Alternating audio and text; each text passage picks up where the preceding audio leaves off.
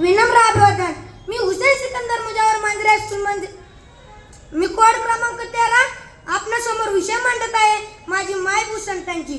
विषयाच्या जाणीवेला स्पर्श करत असताना मला आपणास सांगायचे आहे की महाराष्ट्र ही संतांची भूमी आहे। संत म्हणजे सत्पुरुष।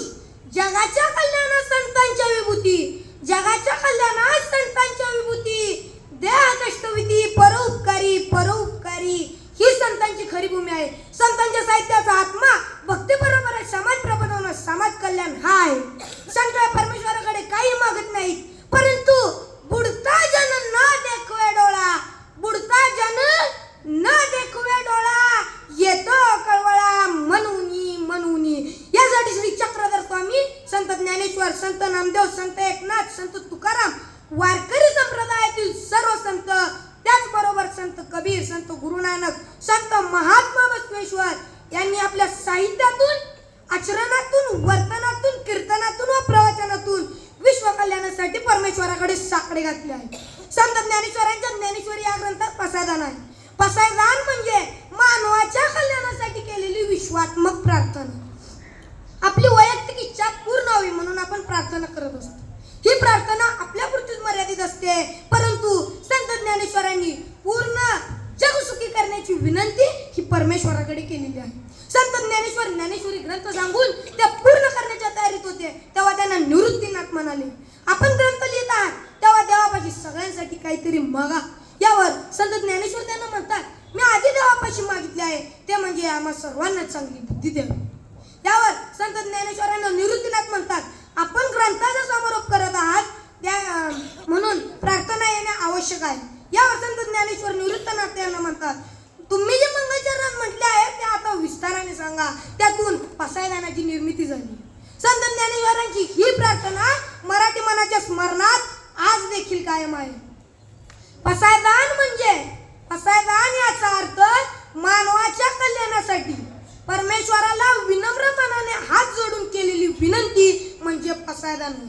संत ज्ञानेश्वर पसायदानात म्हणतात, जे खळांची व्यंकटी सांडो तया सत्कर मिरती वाढो, भूता परस्परे पडो, मैत्र जीवाचे दुरिताचे तिमिर जाओ, विश्व स्वधर्म सूर्य पाओ, जो जे वांछिल तो ते लाहो, प्राणी जात। अगदी अशीच मागणी संत नामदेवांनी परमेश्वराकडे मागितली आहे। संत नामदेव म्हणतात, अहंकाराचा वारा न लागो राजसा, अहंकाराचा वारा न लागो राजसा, माझ्या विष्णुदासा भाविकांशी, विष्णुदासा भाविकांशी। अशा मागण्या संत नामदेव हे परमेश्वराकडे मागतात की देवा मला सतत नम्र राहू दे, मला कधी अहंकारी होऊ देऊ नकोस। माणसात उर्मटपणा आला तर त्याला यशस्वी होऊ देऊ नकोस। आपल्याला आयुष्यात मोठं व्हायचं असेल तर आपल्याला नम्र राहायला हवे आहे। विनम्रता जगाला केव्हा यज्ञ करते, थोरांची चरित्रे आपल्याला हीच शिकवतात। संत एकनाथ सर्वानुभूती भगवत भाव हाची निज भक्तीचा ठाव असे म्हणतात। म्हणजे प्राणी मात्रात मैत्री असली की जग आनंदाने राहू शकते।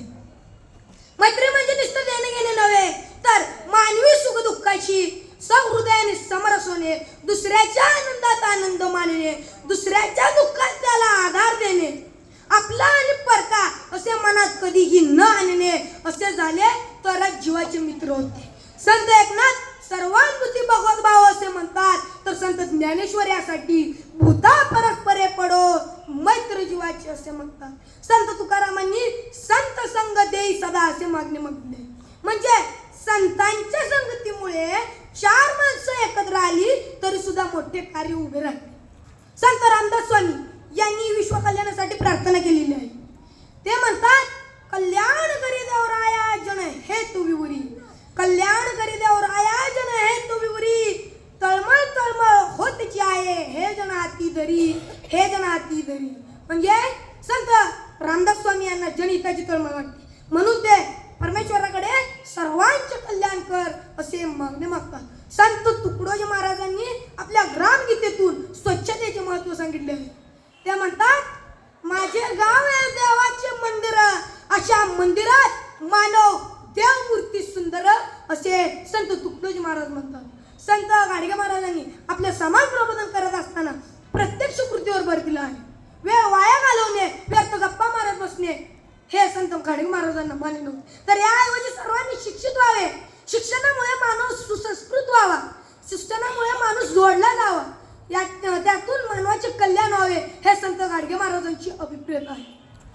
आजच्या आधुनिक युगात, आजच्या विज्ञान युगात, विज्ञान तंत्रज्ञानाच्या संशोधनामुळे आज विश्व जवळ आहे. संत ज्ञानेश्वर 13व्या शतकात म्हणतात, अवघे विश्वची माझे घर आहे, अशी कल्पना संत ज्ञानेश्वरांनी केली आहे. आपण जगात कुठेही जाऊ शकतो, परंतु संत ज्ञानेश्वरांना माणसांना जोडणारा अभिप्रेत असलेला जिव्हाळा आज हरवलेला आहे. तो जपण्यासाठी मन सुसंस्कृत असावा लागतो, नाहीतर राक्षसी वृत्ती निर्माण होते. ते संतांना नको आहे. चांगल्या मनाने केलेल्या कृती ते जगात महत्त्वपूर्ण ठरतात. विज्ञानातील प्रकल्प समृद्धी आणतात, परंतु सुंदर मने ही राष्ट्राची श्रीमंती वाढवतात, राष्ट्राची श्रीमंती वाढवतात. या सर्वांमुळे, या सर्व संतांमुळे मला या महाराष्ट्राच्या मातीत जन्माला अभिमान वाटत आहे. कारण महाराष्ट्र ही संतांची भूमी आहे. जाता जाता मी एवढेच म्हणतो, तोडून जातीपातीचे बंधने बहुजनांना शिक्षण दिले, तोडून जातीपातीचे बंधने बहुजनांना शिक्षण दिले. गोरगरिबांचे थोर संत हो, तुम्हीच सोने केले, तुम्हीच सोने केले. एवढं बोलून मी इथेच थांबतो. जय हिंद, जय महाराष्ट्र.